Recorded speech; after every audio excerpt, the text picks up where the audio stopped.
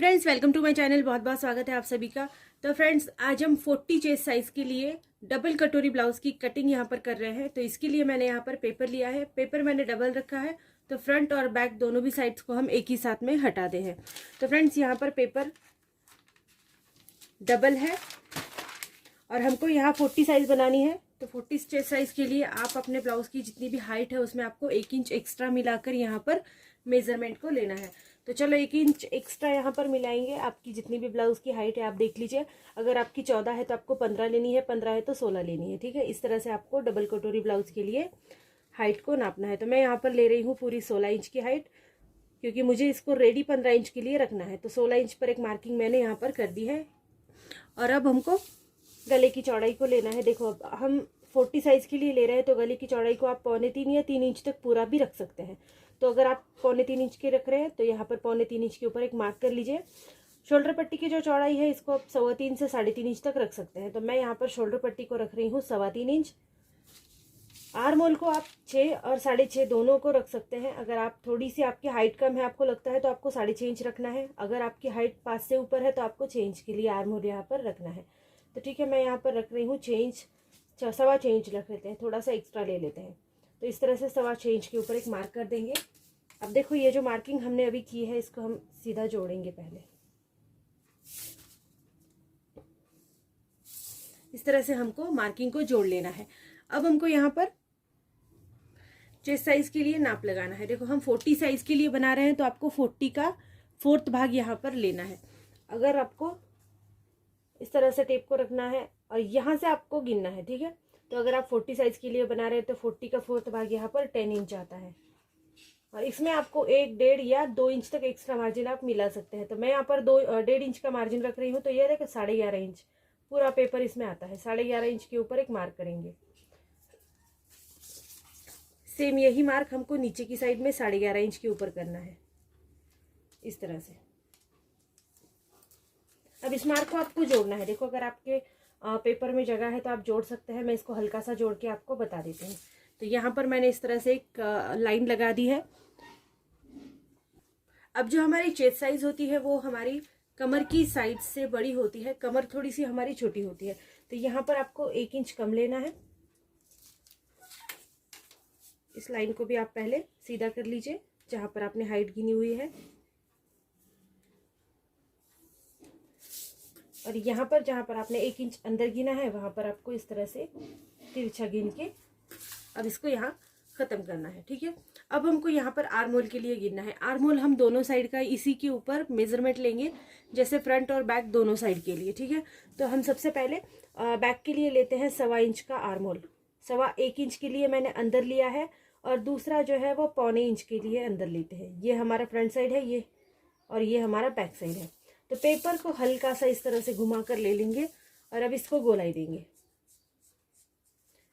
हम सबसे पहले बैक आर्म होल को गोलाई दे रहे हैं। इसके बाद हमको देना है फ्रंट साइड के आर्म होल को गोलाई।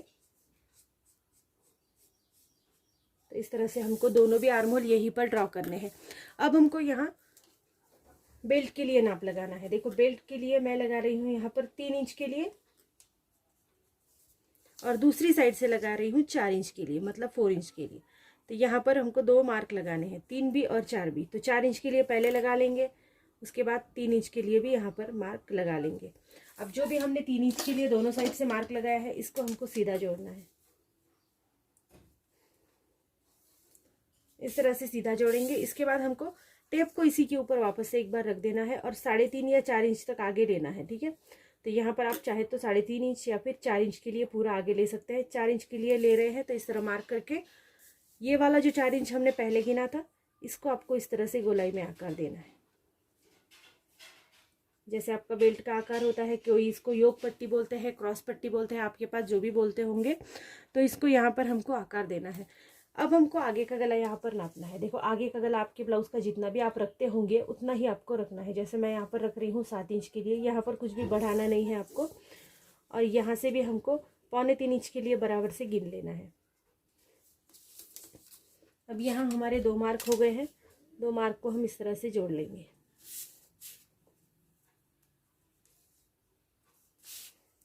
अगर आप गोल गला बना रहे हैं तो इसको आपको 1 इंच अंदर गिन के इस तरह से गोल गले का शेप देना है।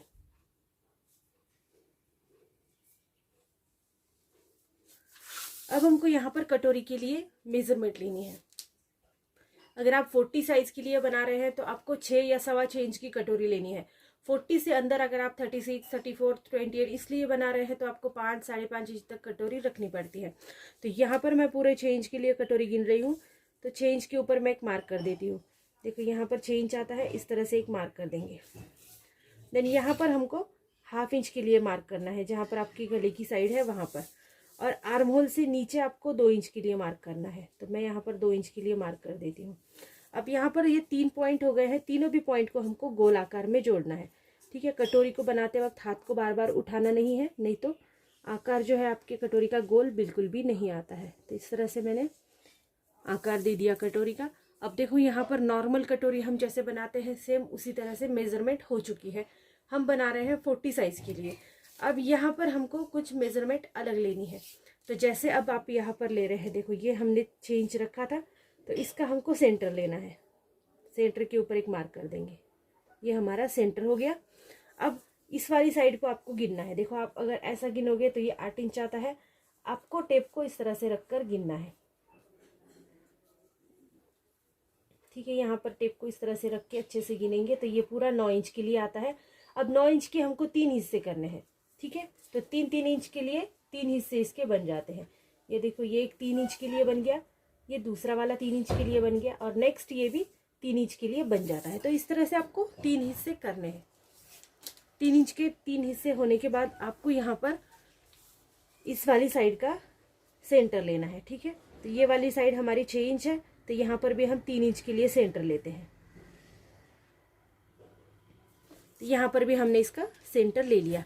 अब देखो यहाँ से हमको जोड़ना है। ठीक है, तो यहाँ पर आपको 2.5 इंच के लिए ऊपर टक्स को लेना है। आप 3 इंच तक भी ले सकते हैं। अगर आप चाहते हैं थोड़ा सा टक्स को बढ़ाना तो 3 इंच तक आप रख सकते हैं, या फिर 2.5 इंच के लिए भी आप यहाँ पर रख सकते हैं। मैं 2.5 इंच के लिए रख रही हूँ। 3 इंच के लिए रखते हैं तो टक्स थोड़ा सा ऊपर चला जाएगा, उससे कोई फर्क नहीं पड़ता है। तो यहाँ पर हमको लाइन को इस तरह से सीधा ड्रॉ करना है। अब देखो यहाँ पर हमने लाइन को ड्रॉ कर दिया है। अब ये दोनों भी साइड हम जोड़ लेंगे। ठीक है, तो आप चाहे तो आप इस तरह से जोड़ सकते हैं, थोड़ा सा गोलाई में जोड़ दीजिए। ये देखो इस तरह से आप जोड़ सकते हैं। मैंने बहुत ज़्यादा आसान तरीका बताया है, कुछ भी इसमें ऐसा नहीं है जो आपको समझ में ना आए। लेकिन अगर आपको ऐसा लगे कि आपको समझ में नहीं आ रहा है तो आप कमेंट करके पूछ सकते हैं। मैं फिर से किसी और साइज़ के लिए डबल कटोरी ब्लाउज़ की कटिंग डाल दूंगी, तब आप समझ लीजिए कि आपको कैसे करना है। ठीक है, तो देखो यहाँ पर अब ये पूरी हमारी मार्किंग यहाँ पर हो गई है। अब हमको कटिंग करनी है। कटिंग करने के लिए आपको सबसे पहले हमने जैसे मैंने बताया, मैं दोनों भी पार्ट एक ही साथ में बना रही हूँ, तो बैक साइड को अलग करना पहले ज़रूरी है। तो नीचे की साइड से इसको कट करना शुरू करेंगे।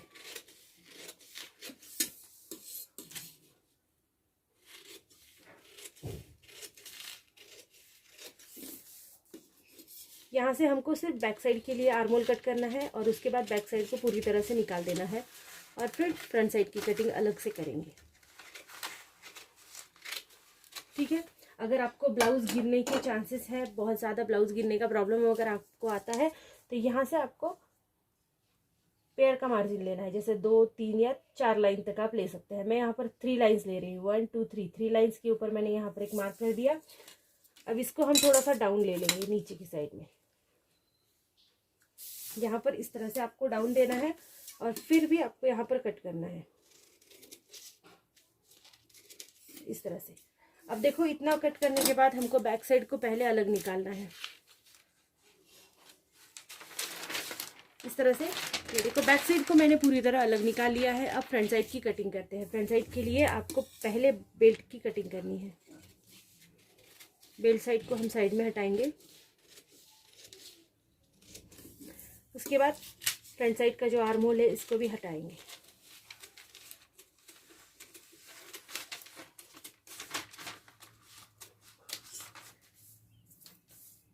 फ्रंट साइड का आपका जो भी गला आपने बनाया है, ऐसे आपको आकार करके इसको कट करना है। अब कटोरी साइड है, इसको भी हटाएंगे।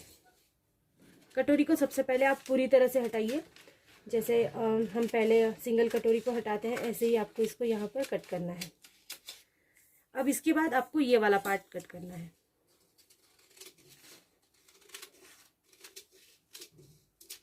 इस तरह से आपको कटिंग करनी है।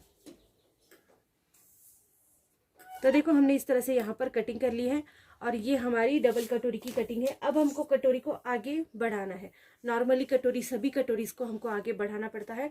तो एक अलग पेपर आप ले लीजिए। तो फ्रेंड्स देखो, अब यहाँ पर हम ये सभी साइड्स को हटा देते हैं और एक पेपर लेते हैं। देखो इस तरह से पेपर ले लिया मैंने। और ये तो दोनों साइड है कटोरी की, ये भी हमको यहाँ पर लेनी है। दोनों हमको अलग अलग पेपर पे बढ़ानी है, तो 2 पेपर के टुकड़े यहाँ पर लेना ज़रूरी है। देखो अब एक कटोरी को आपको इस तरह से रखना है और यहाँ पर हम इस कटोरी को थोड़ा सा पिन अप कर लेंगे। चाहे तो आप इसकी आउटलाइन ले सकते हैं, चाहे तो आप पिन अप कर सकते हैं। तो यहाँ पर मैं कटोरी को थोड़ा पिन कर देती हूँ, तो ये कटोरी जो है वो हिलेगी नहीं बार बार। ठीक है, इस तरह से थोड़ा पिन कर लेंगे। अब देखो, जैसे आप कटोरी, नॉर्मल कटोरी बढ़ाते हैं, थोड़ा सा उसी टाइप में करना है आपको। तो आपको सबसे पहले ये 2 पॉइंट से कटोरी को आगे बढ़ाना है। ठीक है, तो सबसे पहले ये कटोरी कितनी है आप देख लो। ये 6 इंच की हमने कटोरी बनाई थी, तो इसका सेंटर ले लेंगे हम 3 इंच के ऊपर। सेंटर को भी याद रखना है आपको। अब देखो यहाँ से आपको 1.5 इंच के लिए आगे बढ़ाना है। इस वाले पॉइंट से, कॉर्नर से 1.5 इंच के लिए आप यहाँ पर बढ़ाएंगे, 1.5 इंच के लिए आप यहाँ पर बढ़ाएंगे। ठीक है, आप 1.25 इंच तक भी बढ़ा सकते हैं, लेकिन 1.5 इंच का पफ जो है वो बहुत सुंदर आता है, तो इसीलिए इसको थोड़ा सा बढ़ाना ज़रूरी है। यहाँ पर ये गोलाई है, यहाँ पर हम सिलाई मार्जिन को ऐड करेंगे। जैसे 1/2 इंच यहाँ पर करेंगे और 1/2 इंच हम यहाँ पर करेंगे। ठीक है, सिलाई मार्जिन को ऐड कर देंगे। यहाँ पर 1.5 इंच के लिए हमने बढ़ाया है। और अब हमको सेंटर से भी नीचे 1/2 इंच के लिए बढ़ाना है, सिर्फ आधा इंच के लिए। इस तरह से आधा इंच के लिए यहाँ पर बढ़ा देंगे। अब देखो ये जो गोलाई है इसको यहाँ पर जोड़ दीजिए। जैसे गोलाई आपकी है वैसे ही आपको इस साथ जोड़ना है। अब आपको यहाँ पर इस तरह से, जहाँ पर आपने 1.5 इंच के लिए गिना है, वहाँ पर भी आपको इस तरह से ज्वाइन करना है। यहाँ पर आप थोड़ा सा एक्स्ट्रा मार्जिन दे दीजिए। ये आपका थोड़ा सिलाई में भी ऐड होगा, तो एक्स्ट्रा मार्जिन को यहाँ पर थोड़ा सा एक्स्ट्रा लगा दीजिए। देखो बिल्कुल थोड़ा थोड़ा सा मार्जिन को एक्स्ट्रा लगाया है मैंने। जैसे आप जितनी भी सिलाई देते हैं आपको उस हिसाब से यहाँ पर लगाना है। ठीक है, तो अब ये वाला पॉइंट जो है यहाँ पर आपको इस तरह से ज्वाइन करना है।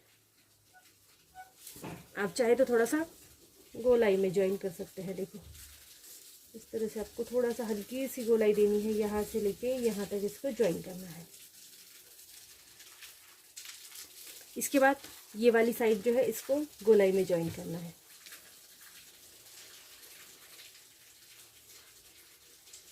देखो, तो अब ये साइड गोलाई में जॉइंट हो गई, ये सीधे जॉइंट हो गई, ये भी थोड़ी सी हल्की सी गोलाई में जॉइंट हो गई। कटोरी हमने जो पहली है वही रखी थी। तो अब इतना होने के बाद हम इसको कट कर लेंगे।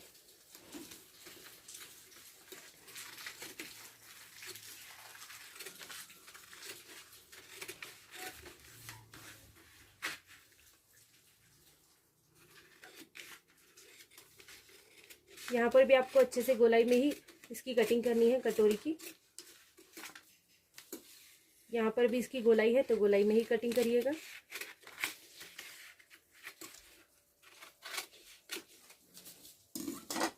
तो देखो फ्रेंड्स, इस तरह से हमने इसकी कटिंग कर ली है। अब हमने ये पूरा पार्ट जो लिया है इसको आपको गिनना है, ये कितना है। ठीक है, तो यहाँ से लेके यहाँ तक हम गिनेंगे। 9 इंच आता है, 9 इंच पूरा आता है। अब यहाँ पर एक पेपर आप अलग ले लीजिए और इस वाले 9 इंच को आपको यहाँ गिनना है। ये देखो यहाँ पर आपको 9 इंच के लिए गिनना है। अब आपको ये वाला पार्ट लेना है। देखो ये जो हमारी कटोरी का नीचे वाला पार्ट था, इसको अब इस वाली साइड से ये कितना है, 3 इंच आता है और इस वाली साइड से आ रहा है 2 इंच। तो यहाँ पर आपको 3 इंच गिनना है। इस तरह से दूसरी वाली साइड से आपको गिनना है बराबर से 2 इंच के लिए। ठीक है, अब ये तिरछा जॉइंट होगा। देखो इस तरह से आपको इसको यहाँ पर तिरछा ज्वाइन करना है। इस तरह से आपको तिरछा ज्वाइन करना है। अब आपको यहाँ पर 1/2 इंच को एक्स्ट्रा मिलाना है। ये मार्जिन हमारा जो है ऊपर कटोरी में जब सिलाई हो जाती है तो वहाँ पर ऐड होता है, तो आपको 1/2 इंच ऊपर की साइड में मिला लेना है। यहाँ पर एक्स्ट्रा कुछ भी नहीं करना है, बस 1/2 इंच के लिए आपको मिला लेना है। इसको भी इस तरह से आपको जोड़ना है। ये देखो यहाँ पर 1/2 इंच के लिए मार्जिन ऐड हो गया है। अब हमको इस वाली साइड का सेंटर लेना है। ये कितना है, 9 इंच है, तो हमको यहाँ पर 4.5 इंच नापना है। ठीक है, 4.5 इंच मतलब इसका पूरा सा सेंटर निकालना है। अब यहाँ से ऊपर आपको 2.5 इंच के लिए या फिर आप पूरा 3 इंच के लिए भी गिन सकते हैं। देखो 3 इंच पूरा भी इसमें आ जाता है, 2.5 इंच भी आ जाता है, 2.25 इंच भी आ जाता है। तो आपको जितनी भी इसका डार्ट लगाना है, जितनी भी पॉइंट के ऊपर, उतना आपको लेना है। तो मैं यहाँ पर 2.25 इंच के लिए नाप लगा रही हूँ। इस तरह से ये 2.25 इंच के ऊपर नाप लग गया है। अब आपको यहाँ 40 साइज के लिए बना रहे हैं तो थोड़ी सी हल्की बड़ी साइज है, तो यहाँ पर आपको 2 इंच के लिए पूरा टक्स देना है या फिर 2.5 इंच के लिए टक्स देना है। तो आप अगर थोड़ा सा चेस्ट साइज आपकी जो नॉर्मली कुछ चेस्ट साइज ऐसी होती है कि आप 40 साइज के लिए गिनोगे तो भी थोड़ी सी साइड से बड़ी होती है, तो आपको इस तरह से 2.5 इंच के लिए पूरा टक्स लगाना है। ठीक है, तो 2.5 इंच का आप सेंटर ले लीजिए। तो यहाँ पर मैं 1.25 इंच ले रही हूँ। देखो यहाँ पर एक मार्क कर देंगे और यहाँ पर एक मार्क कर देंगे। ये पूरा मार्क जो है वो 2.5 इंच के लिए आता है और यहाँ पर लगता है हमारा बड़ा वाला टक्स। ठीक है, तो जब आप इसको इस तरह फोल्ड करोगे ना तो ये टक्स इस तरह से फोल्ड होगा, लेकिन ये जगह फोल्ड नहीं होती है, ये जगह यहाँ पर ऐड होती है इस तरह से। अब देखो यहाँ पर हम कटिंग करते हैं। ये 1/2 इंच तो हमने सिलाई के लिए ऐड किया हुआ है। जब हम ऊपर इसको डबल कटोरी के लिए सिलाई करते हैं तो सिलाई मार्जिन बहुत ज़्यादा ज़रूरी होता है। सिलाई मार्जिन कम हो गया तो कटोरी पूरी तरह से अच्छी नहीं बनती है। तो देखो इस तरह से हमारी ये डबल कटोरी के लिए कटिंग हो गई है। तो पहले हमने करी थी बैक पार्ट की कटिंग, देन उसके बाद हमने करी थी यहाँ पर फ्रंट पार्ट के लिए कटिंग। ठीक है, तो फ्रेंड्स वीडियो कैसी लगी आप ज़रूर बता देना। अगर वीडियो आपको अच्छी लगती है तो चैनल को लाइक शेयर सब्सक्राइब बिल्कुल भी मत भूलिएगा करना। तो आज हमने बनाई है 40 साइज के लिए डबल कटोरी ब्लाउज बना रहे हैं हम।